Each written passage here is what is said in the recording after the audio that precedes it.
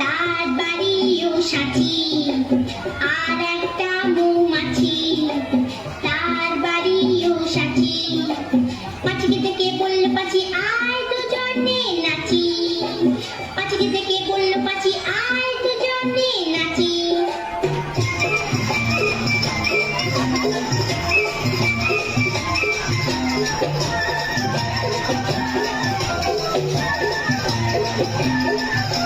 পাখির হাতে ছিল একটা ছোট্ট মতন কাঁচি,